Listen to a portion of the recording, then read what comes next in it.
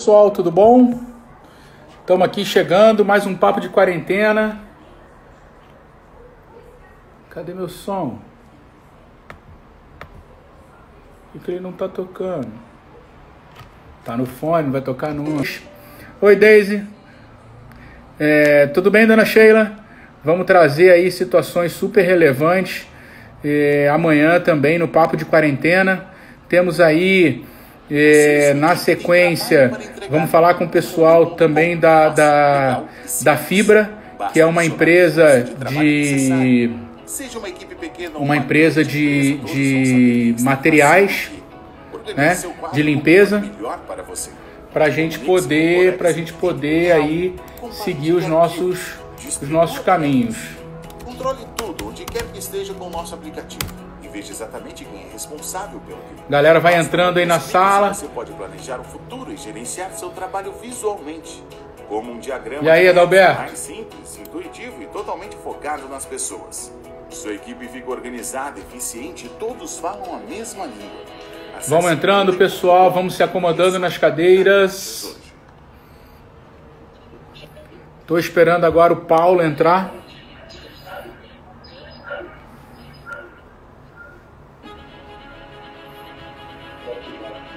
Bastante coisa acontecendo. Hoje a gente tendo aula aí no...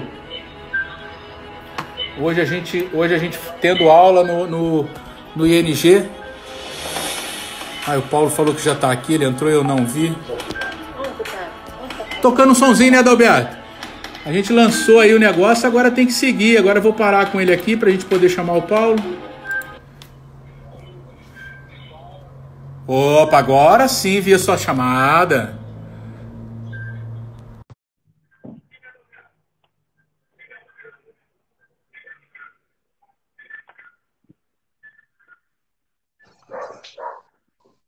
Grande Paegê! Fala, Flávio, tudo bom? E aí, cara, tudo bem? Como é que você tá? Muita correria, Brasília é uma loucura, pandemia Tudo para um bem, tudo lado, bem. Pois é, aqui dificuldade tá. para os outros. Exatamente, já não bastavam os problemas do Brasil, né? Já normais da nossa população, Mentira. nosso país, agora ainda tem essa crise aí por conta Pois do é, coronavírus. pois é, isso tem trazido aí, né, Paulo? Eu pedi muito e insisti muito para que a gente conversasse, por nos conhecermos há muito tempo, eu queria confiar em alguém que eu pudesse falar, né, e que pudesse trazer informações e situações importantes para um mercado hoje que tem aí mais de 6 milhões de pessoas empregadas, né? Hoje a gente tem aí um PIB, uma contribuição para o PIB muito forte do mercado do food service, é uma população imensa, a gente tem aí, a gente fala, e uma das preocupações maiores é que 80% dos restaurantes hoje atendem a parte de serviço do dia a dia, que é aquele almoço de trabalho, que é uma questão ligada muito mais a esse ponto. E por conta de tudo que a gente está passando, essa galera perdeu todo esse sustento, né?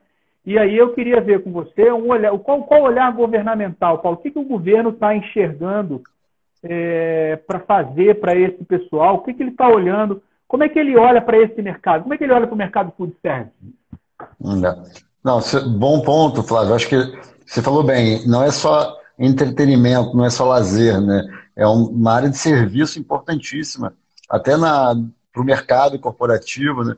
Desde quem vai almoçar na hora do trabalho, vai lá na hora do almoço para conseguir voltar rápido para o trabalho, mas também tem o lado do entretenimento, de serviço também para eventos corporativos também, eventos pessoais. Sim. Então é uma área muito importante para a economia do Brasil, né? Tem um impacto direto, você vê os lugares que atendem principalmente, né, as empresas, com as empresas fechadas, com certeza os restaurantes também são impactados diretamente por isso, e é claro, também tem a questão de hoje, os próprios restaurantes terem que ficar fechados em vários estados do Brasil. E não dá para deixar nenhum setor de fora, né? E o governo está atuando, e aí eu não estou nem falando só do governo federal, mas também da Câmara dos Deputados. A gente tem feito diversas medidas para tentar atenuar o impacto da crise para os setores. E uma coisa que vale destacar, diferente do, por exemplo, o setor de, de transporte, transporte aéreo, ele teve medidas específicas para ele. O setor de shows e eventos também tem aí uma medida provisória específica para ela. O setor de bares e restaurantes, da gastronomia, por enquanto não teve nenhuma medida específica para esse setor, né? Não teve nada pontual pensando em atingir. Mas tem várias medidas que impactam ou que tentam ajudar todos os empreendedores, que com certeza os donos de bares e restaurantes vão ser talvez os mais atingidos, né, e mais, vamos dizer, beneficiados. É até difícil falar essa palavra beneficiado num momento como esse, né? A É, ajuda não é nenhum benefício, é muito mais um um socorro. remédio para um socorro, exatamente, né? Mas tem medidas sim, a gente pode listar algumas, né? Desde medidas provisórias, um projeto de lei, por exemplo, tem um que deve ser votado essa semana, é um projeto de lei para auxiliar com crédito, né, microcrédito, para os micro e pequenos empreendedores, né? E com certeza o setor de gastronomia entra muito forte nesse perfil, né? E aí é um crédito que, inclusive, o projeto ele tem algumas ressalvas por conta de como é que vocês, como é que os restaurantes, os donos de restaurantes, donos de bares, donos de empreendimentos ligados ao food service, né, como você chama, vai pagar depois a conta, né? Já que é um setor que, apesar de ser super importante, tem grandes restaurantes no Brasil, mas se você for olhar, acho que a grande maioria é de pequenos e médios Sim, restaurantes, mesmo alguns que são redes, né, são pequenas redes e tudo mais. Então, não é um setor que o lucro é absurdo, como quase todo o pequeno e médio empreendedor no Brasil, né, Flávio? Então, é sim. um setor que certamente está sofrendo muito agora. E aí, uma das medidas, esse PL, é para conceder crédito. E por que precisa de um projeto como esse? Porque como o impacto da crise está deixando o setor financeiro desconfiado de quem vai conseguir aguentar, de quem vai conseguir sustentar depois da crise, Essa era a minha pergunta. esse PL, esse PL, né, projeto de lei, para quem não está familiarizado com o termo, ele entra com o objetivo de você dar uma garantia, né, o governo vai ser o garantidor desse empréstimo. Então, na verdade, o banco privado, ou público, não importa, ele fica com 20% do risco e o governo fica com 80% do risco. Então, se a empresa, por acaso, quebrar, não conseguir pagar depois, o governo ele ajuda, o que facilita e barateia muito o crédito para o pequeno e Sim. médio empreendedor. Então é um projeto importante que não foi aprovado ainda. A gente deve votar amanhã ou quinta na Câmara. É quase consensual, não tem muita polêmica, independente do viés político, quase todo mundo concorda. Tem apoio do Sebrae, de todo mundo que é ligado ao setor de empreendedorismo.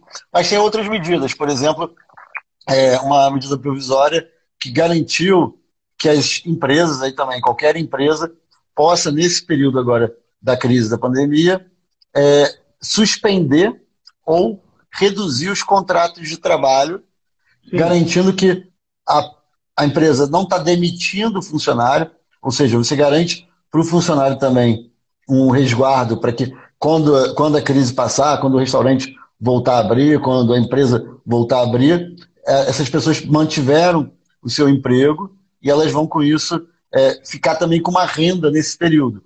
E aí, Sim.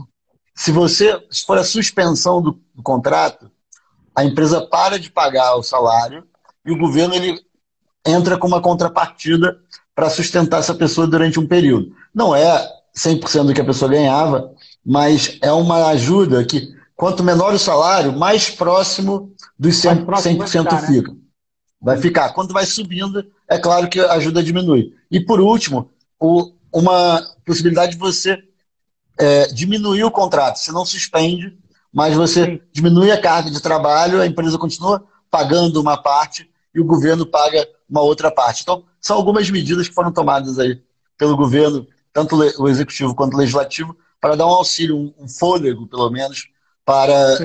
os empreendedores. Paulo, na tua visão, isso está. Na tua visão, isso é suficiente? Você entende? E como foi gestor de multinacional, trabalhou fora do país, trabalhou aqui, você vê isso como suficiente? Você entende que isso é uma coisa que vai solucionar? O que você acha?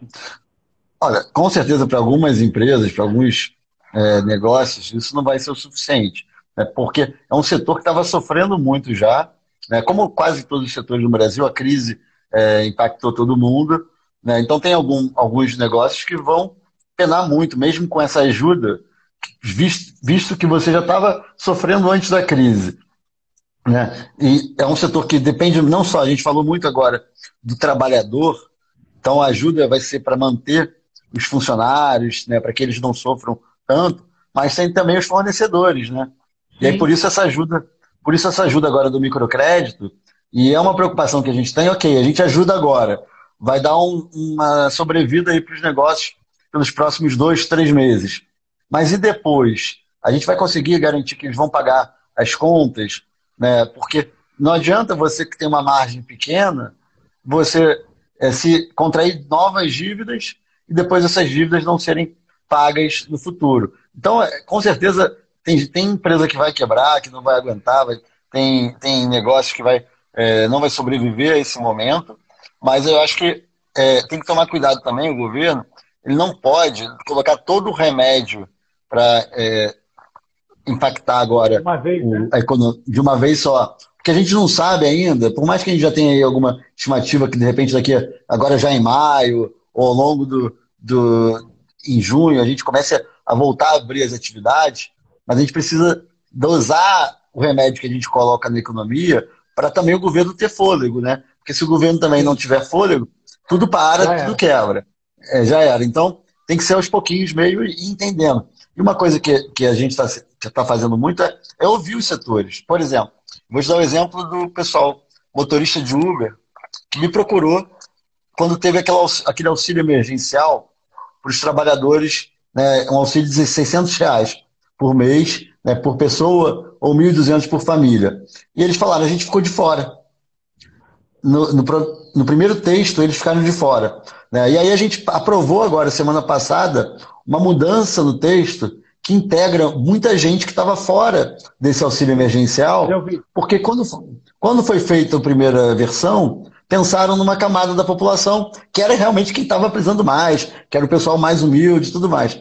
Só que a gente começou a perceber que outras camadas também estavam precisando. Então, eu acho que é acertado, você também vai entregando o remédio aos pouquinhos para você ter fôlego.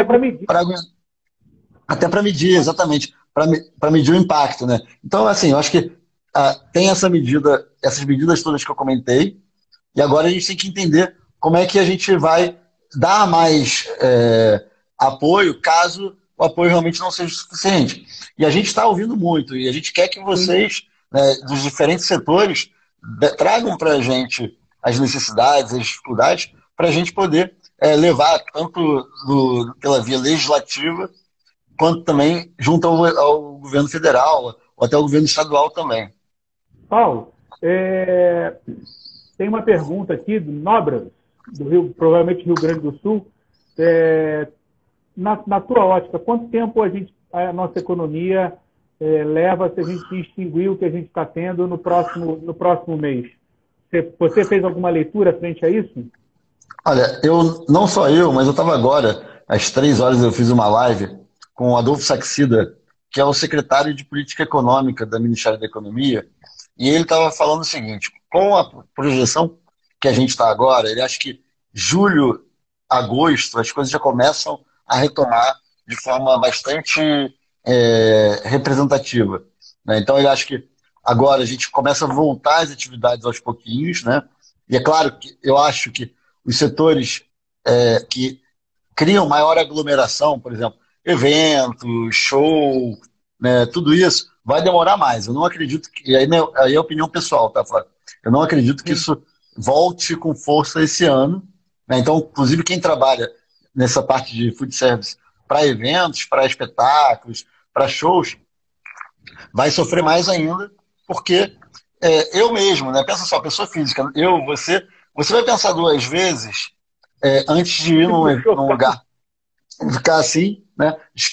Futebol, esporte, né? Eu que adoro esporte, a gente está preocupado também com esse setor, né? Porque vai ser uma dificuldade muito grande né, para esse setor se recuperar, e tudo que está em volta, tudo que está no entorno desse setor, inclusive essa parte de food service. Então, assim, eu acho que essas áreas vão demorar mais. Agora, por exemplo, que a gente falou logo no início, restaurante que está no entorno de empresas, né, que recebe o pessoal de empresa. Eu acho que já em junho já começa a voltar aos pouquinhos e aos poucos, né, a previsão é que a economia como um todo, né, não especificamente, ela comece a perceber a volta das atividades ali para julho, agosto, e talvez aí no final do ano a gente já esteja uma recuperação significativa. Entendi. Paulo, o que a gente tem visto na televisão tem sido uma dificuldade, né, das pessoas conseguirem receber esses auxílios e dos empresários também. O que está, na visão de vocês, o que está sendo impeditivo para isso? O que está trazendo de dificuldade para essa ajuda chegar na ponta lá, para chegar no empresário, para chegar no colaborador do restaurante, do mercado? O que está sendo essa dificuldade, Paulo? O que você está enxergando? Bom ponto. Tem uma parte, quando a gente fala desse auxílio emergencial de R$ 600, teve uma dificuldade muito grande quem estava com o CPF irregular, né? Porque o governo só tinha liberado para quem estava com o CPF regular, tudo direitinho. Isso criou fila, inclusive, criou até uma necessidade de a gente aprovar na semana passada, dentro de um projeto de lei, algo para regularizar com mais facilidade os CPFs.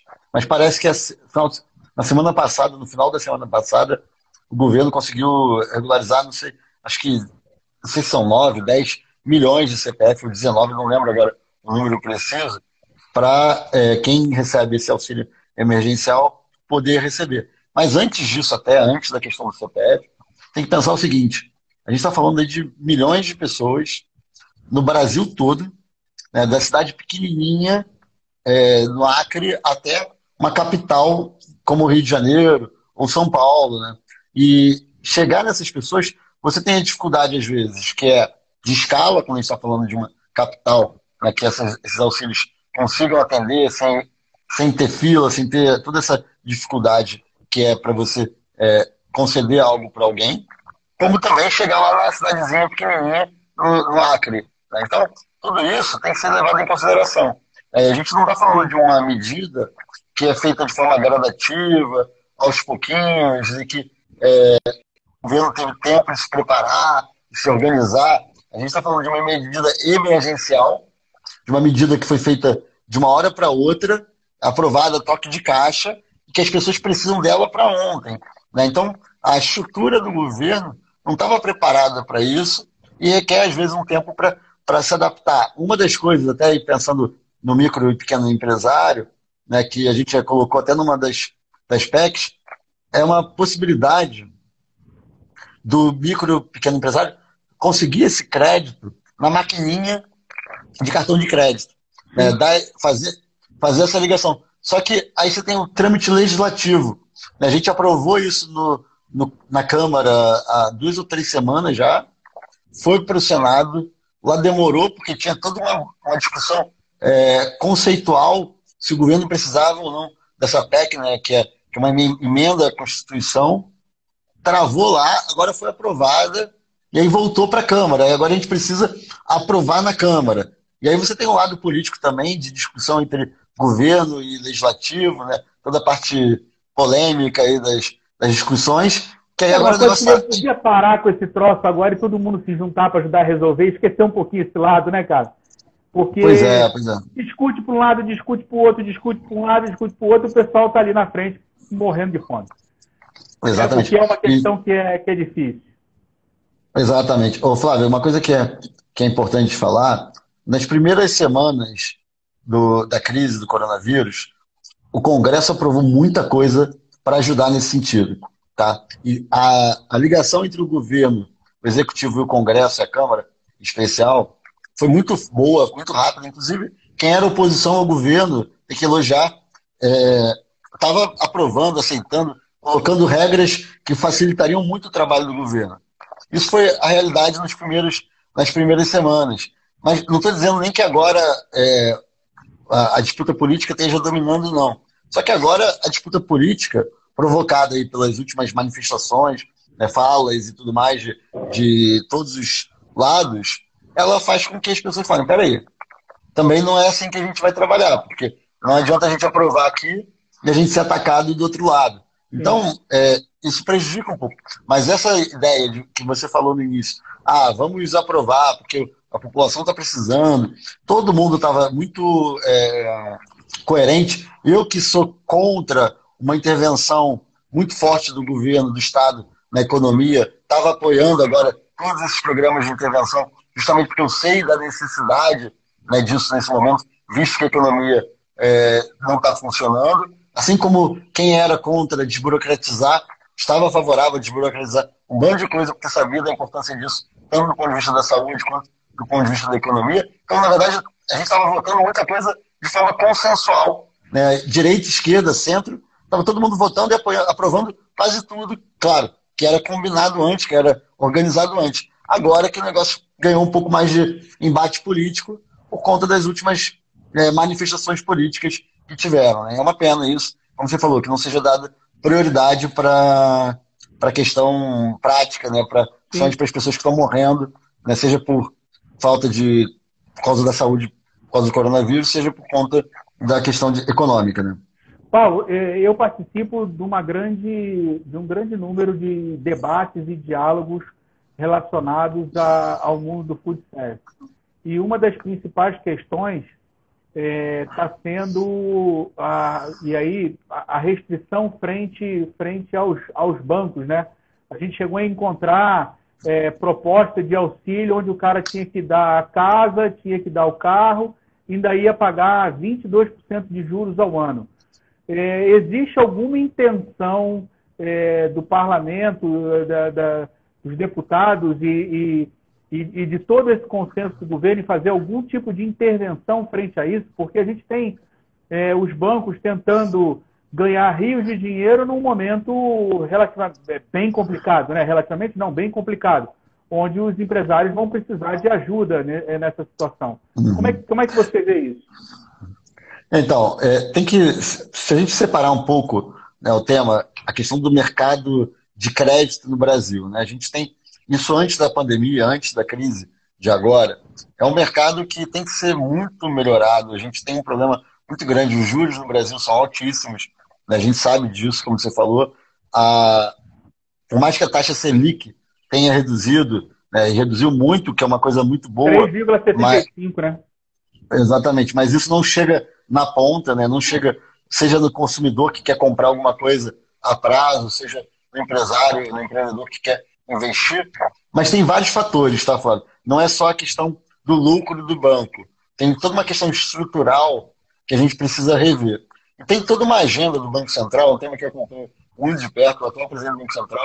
Na verdade, o anterior também era um cara muito sério, né? E o atual presidente do Banco Central é um cara que está com uma agenda toda para a redução de juros no Brasil, né? Tanto através da queda da Selic, que é a taxa básica de juros, mas também através de outras medidas, sejam ligadas à desburocratização, como também a questão de você diminuir o custo do capital até para os bancos. Porque o banco, como uma empresa também, como você, como empreendedor, como empresário, você quer também ter lucro. Então é legítimo isso. Não tem que ter problema com o lucro. E uma outra coisa que também que é muito ruim no Brasil, que sempre foi, e está melhorando, mas ainda é muito pequena, é a questão da concentração do mercado de crédito.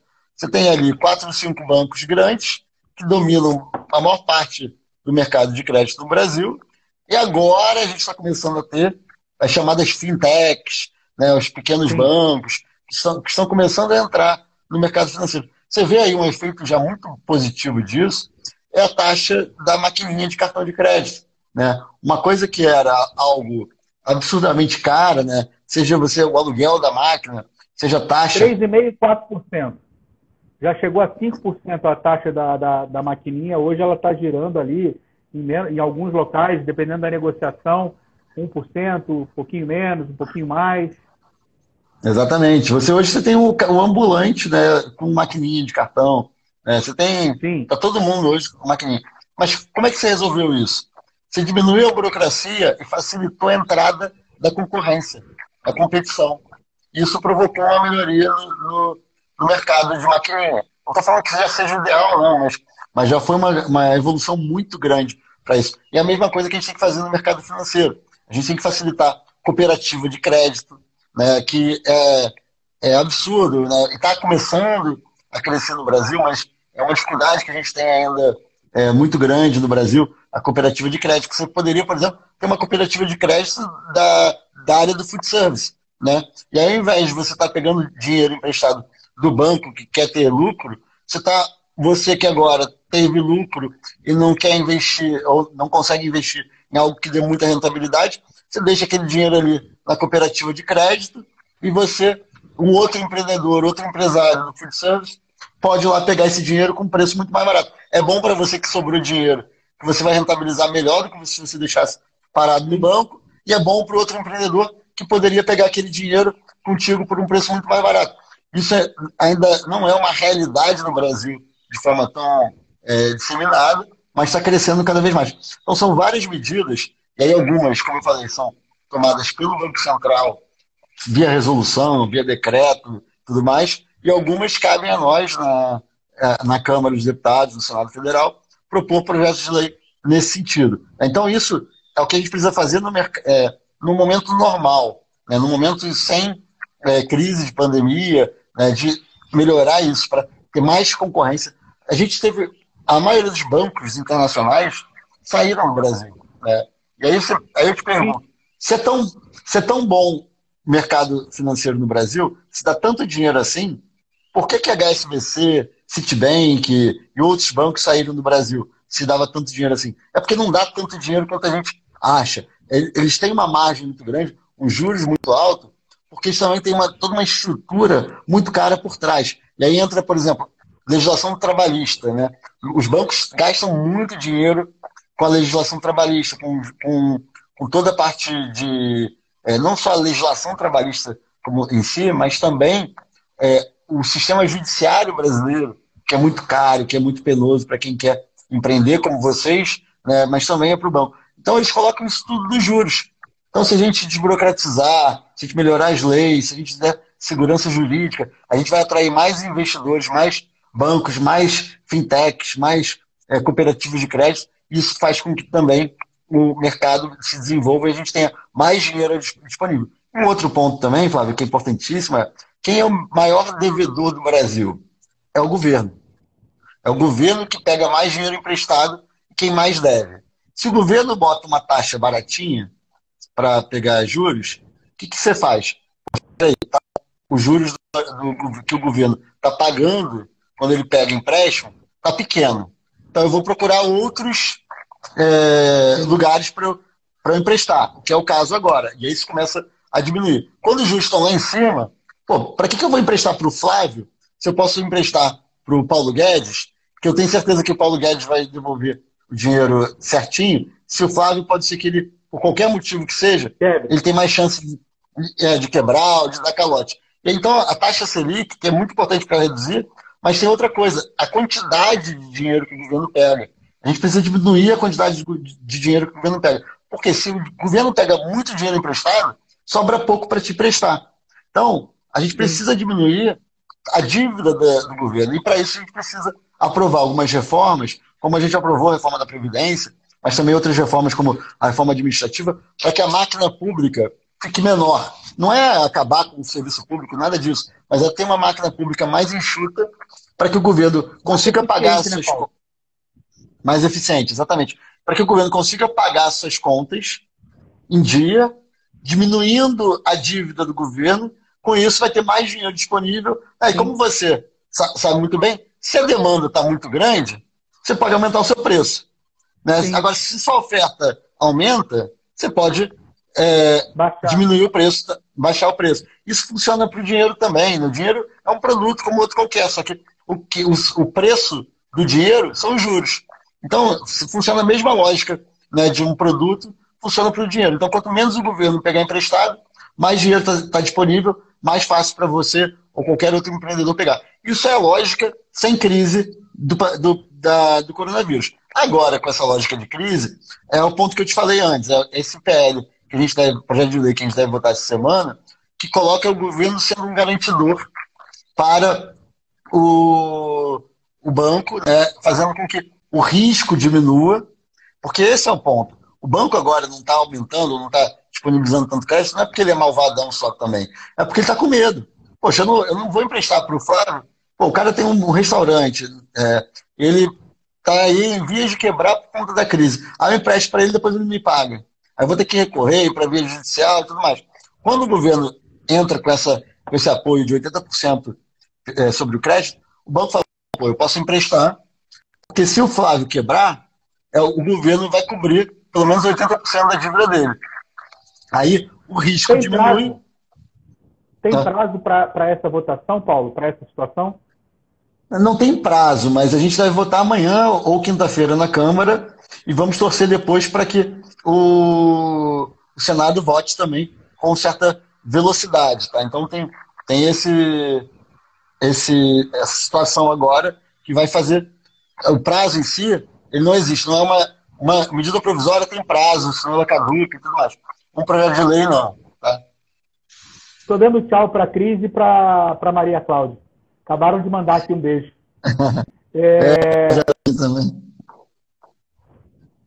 Paulo, a gente está aí em vias de uma recessão. Como você entende esse momento aí para os empresários brasileiros que precisam se reinventar, precisam ver o mercado de forma diferente, se entender? Hoje tem uma nomenclatura chamada o novo normal, né? Como você enxerga essa situação? Como é que a gente avança com isso?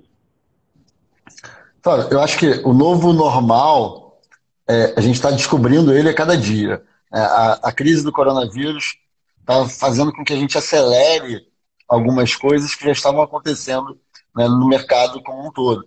Você deve saber melhor do que eu que toda essa parte de delivery, né, de entrega, já estava chegando muito forte aí nesse mercado de food service, como também de outras mercadorias, né, cada vez mais a gente pedindo comida em casa, fazendo compras pela internet e tudo mais. Isso acho que vai ser cada vez mais forte, né, e talvez a pandemia tenha acelerado esse processo. Outra coisa também que acelerou, né, no Rio de Janeiro, por exemplo, que talvez seja o estado ou a cidade, pelo menos a cidade do Rio, que mais a lei seca tenha impactado, ou seja, rigorosa, seja cumprida, né, você teve uma mudança até na organização de hábito, em que primeiro as pessoas começaram a fazer mais coisas em casa, né? Sair menos de casa, pedir mais coisas em casa. Mas até mesmo outro efeito positivo nesse caso, você teve o surgimento de mais restaurantes de bairro, né?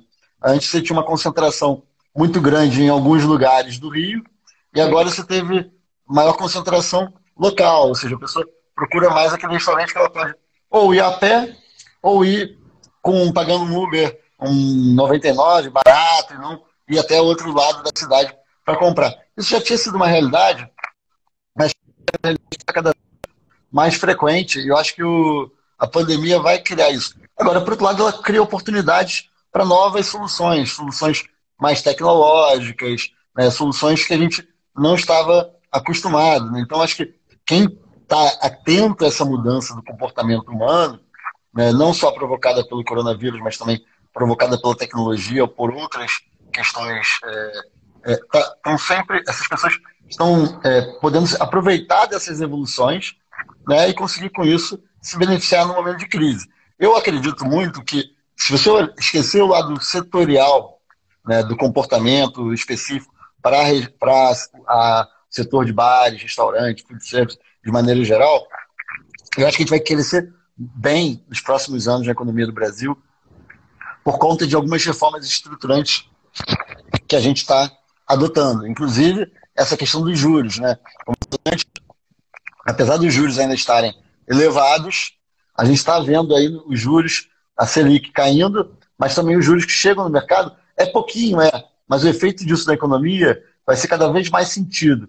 E a redução dos juros da Selic, ela demora aí cerca de 9 meses para chegar na ponta. Então, toda essa redução que a gente viu nos últimos meses ainda não está chegando na ponta e ainda tem as outras medidas que a gente precisa tomar. Então, eu vejo com otimismo, acho que a economia do Brasil para o próximo ano, passada essa crise da coronavírus, a gente vai estar num momento melhor. E é claro que esse mercado do food service tem que se adaptar, tem que se acostumar com a nova realidade. Eu acho que, além da parte de serviço, tanto de entrega quanto de eventos, evento em casa, tem também, eu acho que uma área também que eu acho que ainda já começa a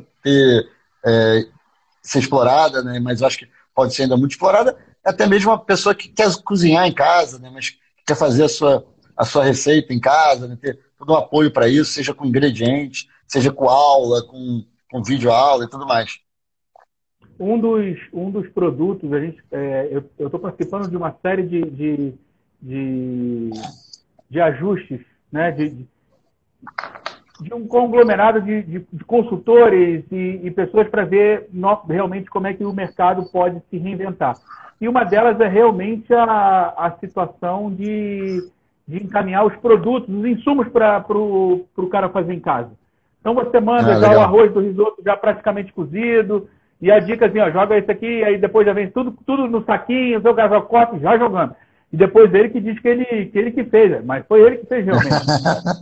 Paulo, com relação a gente está chegando aqui próximo do final, eu vou te fazer a última pergunta. A gente tem aí uma situação tributária extremamente pesada para todos os mercados e a gente fala que o do food service ele tem algumas coisas a mais que dificultam muito as situações. Aí a situação é substituição tributária, aí vai para lá com preço, vai daqui de outro, monta um negócio ali, aí tem o ICMS, aí vai no Simples, e aí Simples para lá, Simples não fatura.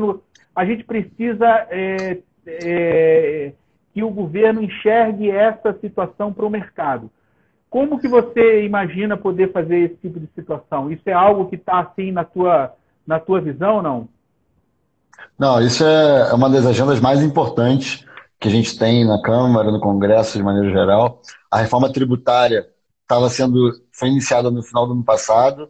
A gente até queria que fosse antes, demorou um pouco, mas começou a tramitar. Infelizmente, agora, por conta do coronavírus, ela foi interrompida, né? Mas o próprio presidente da Câmara, Rodrigo Maia, ele já conjecturou a gente retomar as discussões mesmo nesse modelo que a gente está trabalhando agora.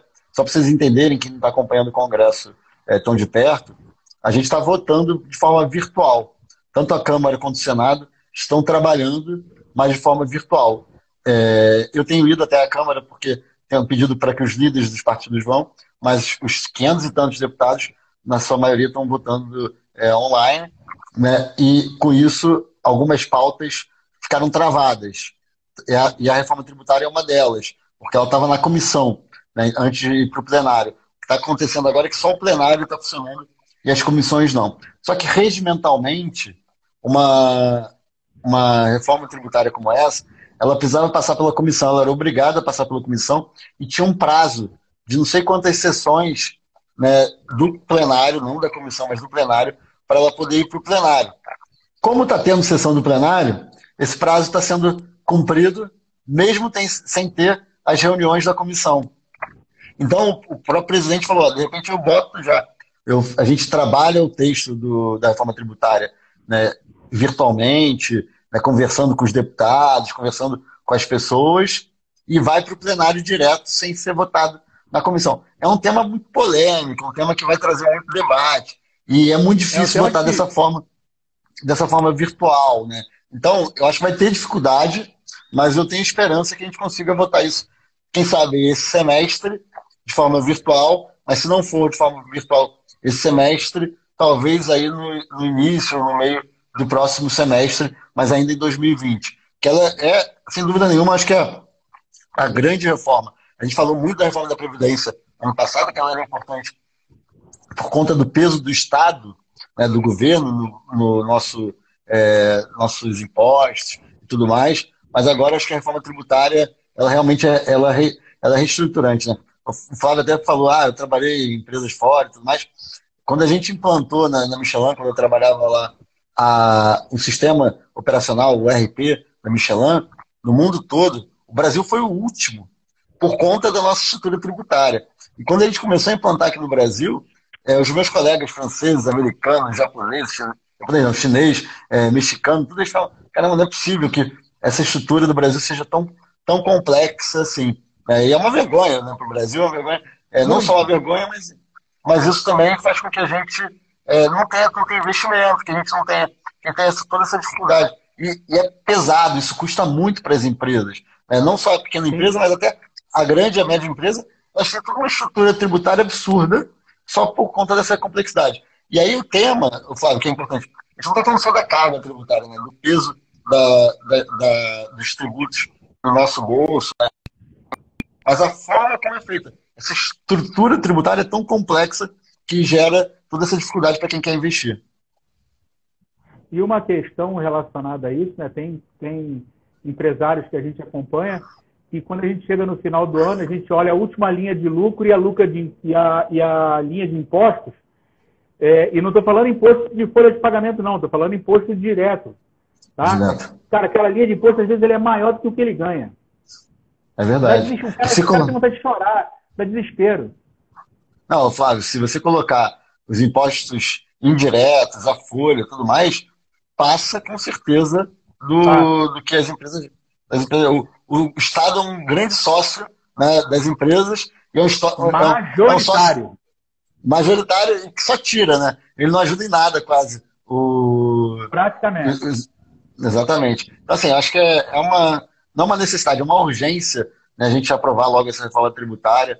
É muito importante. E eu espero que a gente tenha coragem de pautar e votar logo isso, como a gente teve ano passado de votar a reforma da Previdência. Tomara. Paulo, estamos chegando. Paulo Gustavo, meu amigo Paulo Gustavo, estamos chegando no final. Queria realmente de coração te agradecer. Eu sempre gostei muito de você. A gente sempre trocou muita ideia, riu, jogou bola, brincou, enfim. Tivemos ali uma infância super, super bacana e uma entrada na adolescência. Tive bem moleque. Mas eu queria agora pedir a você que desse a sua contribuição final aí para a nossa live. Acho que um recado bacana de quem está junto lá no poder e pode ajudar a trazer alguns alentos aí para a nossa classe do food service, da parte empresarial do food service, né, e da parte também dos colaboradores. A palavra está com você, Paulo. Bom, Flávio, obrigado, é um prazer estar aqui com você. Também fico feliz em ver essa trajetória nessa área do food service. Acho que é bem legal ver tudo isso que é feito. São pessoas como você que acho que são heróis. Aqui a Silvana falou, né? Todo mundo que empreende, que quer gerar negócio, que quer trazer inovação, né, para a sua atividade, eu acho que tem que ser valorizado. Obrigado por isso, obrigado pela oportunidade aqui de falar com o pessoal que te acompanha, né? E coloco aqui até à disposição, Flávio.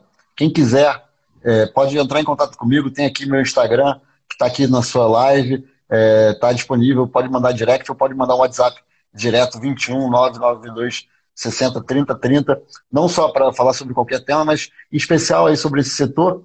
Se tiver alguma sugestão de lei, algum problema específico que a gente está atuando. Eu falei muito do governo federal, mas a gente também entra em contato, atua diretamente com o governo estadual, com o governo municipal, em especial do Rio de Janeiro, mas também pode ser de outros estados, né, quando alguma dificuldade é colocada para fiscalizar, nosso papel fiscalizador, nosso papel de articulação junto ao governo. E quem não sentir à vontade ou quiser conversar melhor sobre o tema, também pode falar direto com o Flávio, né?